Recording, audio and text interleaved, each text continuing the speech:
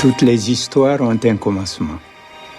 Le début de mon histoire à moi disparaît dans le limbe. Comme toi, comme nous tous, j'ai perdu à jamais le souvenir de ma naissance. Suis-je né le jour où ma mère m'a mis au monde? Ou bien la nuit où mes parents se sont aimés? Et avant cet instant, où était ce qui allait un jour se réunir pour devenir moi? Où était dispersée cette galaxie de 10 milliards, de milliards d'atomes qui allait devenir moi? Dans quelle plante? Quel caillou? Quel animal? Quel visage ont-ils migré avant de se retrouver en moi? Et avant même que la vie apparaisse, avant même que la Terre se forme à partir des poussières d'étoiles, où était-il? Où étaient ces morceaux du puzzle?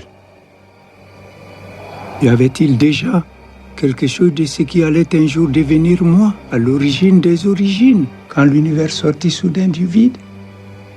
Mon histoire se confond avec l'histoire de l'univers.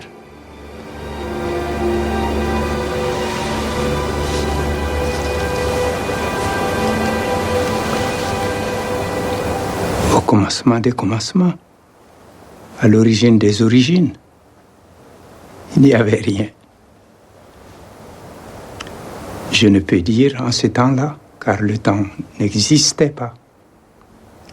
Je ne peux dire dans ce pays-là, car l'espace n'existait pas. Rien qu'un néant sombre, plus noir qu'une nuit sans lune, plus silencieux qu'une tombe, plus vide que le fond du désert. Soudain, ce vide accouche d'un minuscule œuf d'énergie et de matière. C'est la naissance de l'espace et du temps.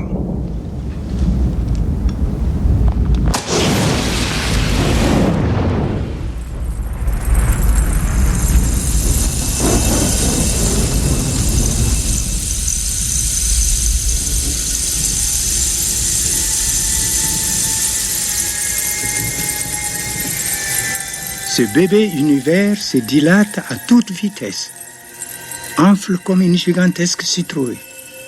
D'abord, la pâte de l'univers est lisse et uniforme, puis apparaissent les premiers grumeaux, de simples nuages de gaz qui deviennent les galaxies.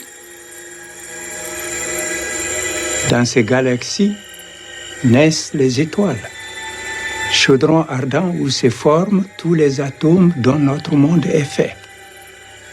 Ces minuscules graines de matière se disséminent comme poussière au vent et ensemencent l'espace.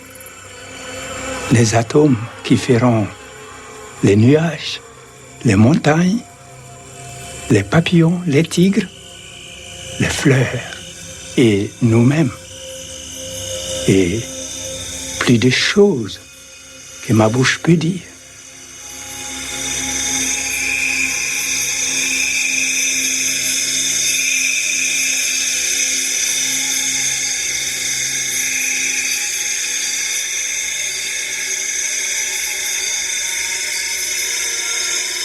Dans un coin de l'univers, comme un nuage de lait dans le noir du vide, se forme la Voie lactée, une pépinière de 100 milliards d'étoiles.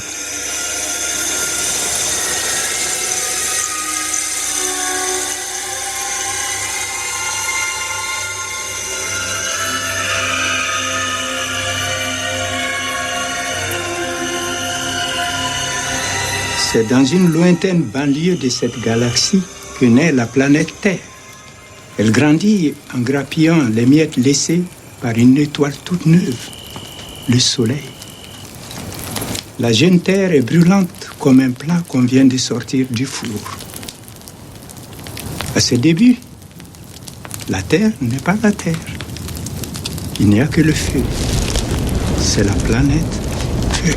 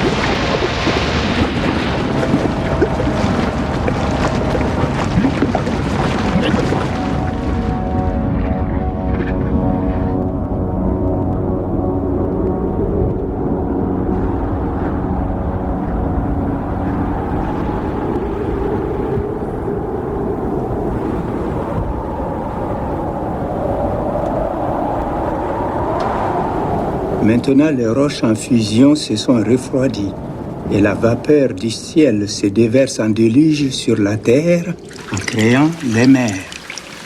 Une pluie continue pendant des milliers d'années. La planète feu devient la planète mer.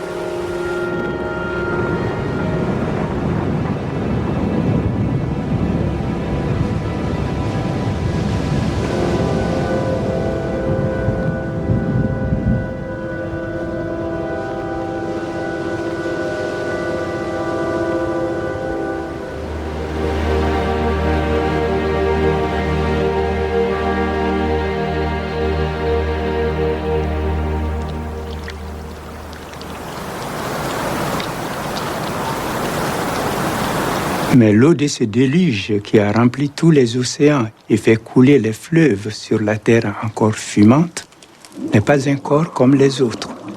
C'est un chaos sans forme, capable de toutes les formes. C'est le lien universel, la source qui permet tous les mélanges, favorise toutes les combinaisons. Grâce à cet élixir, la matière